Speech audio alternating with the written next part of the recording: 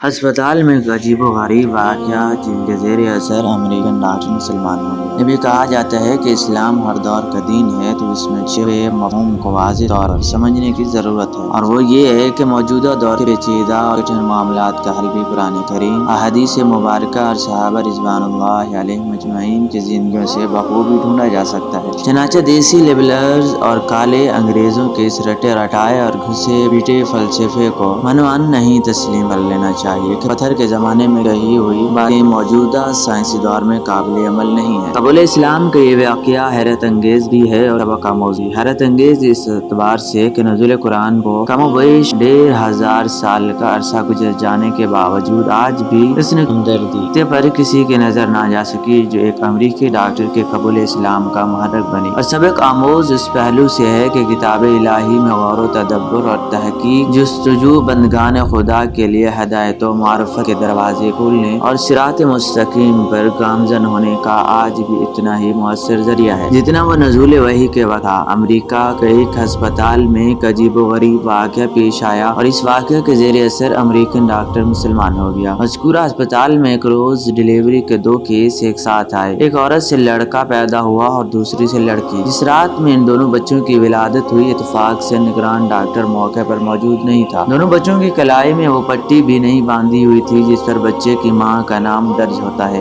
نتیجہ یہ ہوا کہ دونوں بچے خلط ملط ہو گئے اور ڈاکٹروں کے لیے شناخت کرنا مشکل ہو گیا کہ کس عورت کا کون سا بچہ ہے، حالانکہ ان میں سے ایک لڑکی تھی اور دوسرا لڑکا۔ ولادت کی نگرانی کرنے والے ڈاکٹروں کی ٹیم میں ایک مسلمان مصری ڈاکٹر تھا جس کو اپنے فن میں بڑی مہارت حاصل تھی اور امریکن ڈاکٹروں سے اس کی بڑی اچھی شناسائی تھی، اور اپنے سٹاف کے ایک امریکی ڈاکٹر سے گہری دوستی بھی تھی۔ دونوں ڈاکٹر سخت پریشان تھے کہ اس مشکل کا حل کیسے نکالا جائے۔ امریکی غیر مسلم ڈاکٹر نے مصری ڈاکٹر سے کہا کہ تم تو دعویٰ کرتے ہو کہ قرآن کی ہر چیز کی تبیین و تشریح کرتا ہے اور اس طرح ہر طرح کے مسائل کا احاطہ کیا گیا، تب تم ہی بتاؤ کہ ان میں سے کون سا بچہ کس عورت کا ہے۔ مصری ڈاکٹر نے کہا کہ ہاں، قرآن حکیم بے شک ہر معاملے میں نص ہے اور میں اسے آپ کو ثابت کر کے دکھاؤں گا، مگر مجھے ذرا موقع دیجیے کہ میں خود پہلے اس معاملے میں اطمینان حاصل کر لوں۔ چنانچہ مصری ڈاکٹر نے باقاعدہ اس مقصد کے لیے مصر کا سفر کیا اور جامعہ ازہر کے بعد شیوخ سے اس مسئلے میں استفسار کیا اور امریکن دوست ڈاکٹر کے ساتھ کی گئی بات چیت کی روایات بھی پیش کی۔ ازہری عالم نے جواب دیا کہ مجھے طبی معاملات و مسائل اور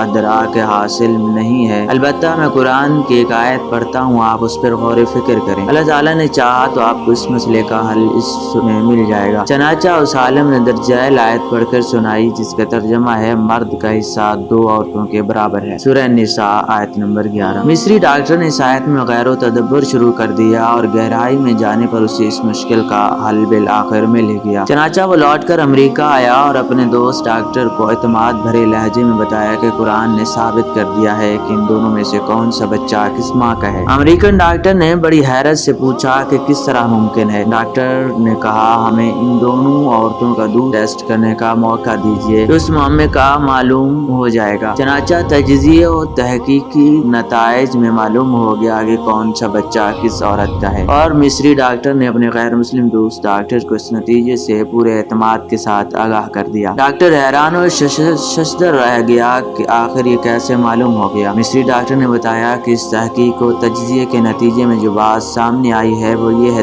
کہ لڑکی کی ماں میں لڑکی کی ماں کے مقابلے میں دگنا دودھ پایا گیا۔ مزید برآں لڑکے کے ماں کے دودھ میں نمکیات اور وٹامنز کی مقدار بھی لڑکی کے مقابلے میں دگنی تھی۔ پھر مصری ڈاکٹر نے امریکن ڈاکٹر کے سامنے قرآن کریم کی وہ متعلقہ آیت تلاوت کی، مرد کا حصہ 2 عورتوں کے برابر ہے، جس کے ذریعے اس نے اس مشکل کا حل تلاش کیا، اور جس عقد کو حل کرنے میں دونوں ڈاکٹر نہایت پریشان تھے۔ چنانچہ وہ امریکی ڈاکٹر فوراً ایمان لایا۔ ایسا ہی ایک واقعہ حضرت علی المرتضیٰ کے زمانے میں بھی پیش آیا تھا۔ 1400 سال پہلے اسلام نے اس طرح کے پیچیدہ مسائل کو لمحوں میں کس طرح حل کیا تھا، اس مقصد کے لیے وہ واقعہ یہاں پیش کیا جا رہا ہے۔ آپ رضی اللہ عنہ کے زمانہ خلافت میں 2 عورتوں کی ایک جگہ اور ایک ہی رات میں زچگی ہوئی۔ ایک لڑکا اور دوسری لڑکی تھی۔ لڑکی والوں نے اپنی لڑکی کو لڑکے والے کے جھولے میں ڈال کر لڑکے کو لے لیا۔ لڑکے کے والی نے کہا کہ لڑکا میرا ہے۔ یہ مقدمہ